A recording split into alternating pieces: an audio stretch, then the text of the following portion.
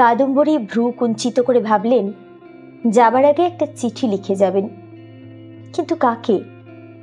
রবিকে না তার স্বামীকে? তার স্বামী হয়তো একখানা চিঠি পাঠ করারও সময় পাবেন না। রবিকে কত কথা বলার ছিল। রবি এক সময় কত কথা বলেছে, তার উত্তর দেওয়া হয়নি।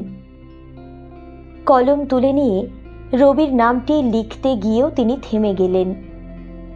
রবি তো আর আগের মতন নেই। তার সর্বক্ষণের ছায়া সহচর্যে এখন অনেক দূরে সরে গেছে। সে এখন পরিপূর্ণ যুবক, বিবাহিত, বাইরের পৃথিবীর সঙ্গে যুক্ত। না, রবিকে আর তিনি কাছে টানতে চান না।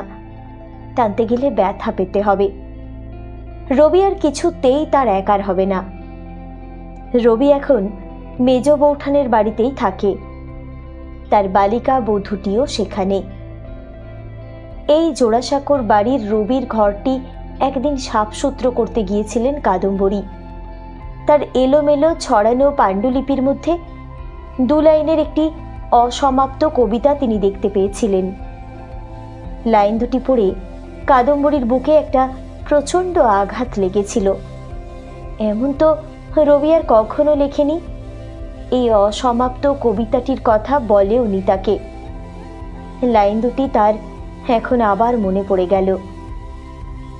হেথা হতে যাও পুরাতন, হেথায় নূতন খেলা আরম্ভ হয়েছে। কি নিদারুণ সত্যি কথা।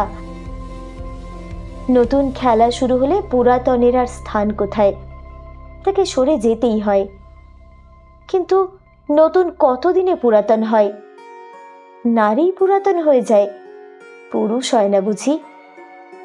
পুরুষের যে বাইরের জগৎ আছে, আছে অসীম বিশ্ব, তাই সে নিত্য নতুন। না, রবিকে নয়, স্বামীকে চিঠি লিখে যাবেন তিনি। এর আগে কখনো চিঠি লেখার অবকাশ হয়নি।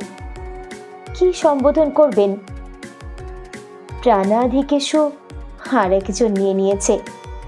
তাহলে পরাণ প্রিয়, প্রিয়তম? বেশ শব্দ করে আপন মনে হেসে উঠলেন কাদম্বরী। কি অর্থ আছে এইসব শব্দের? যে আর ফিরেও চায় না, সে কি ওইসব সম্বোধনে ভ্রুক্ষেপ করবে?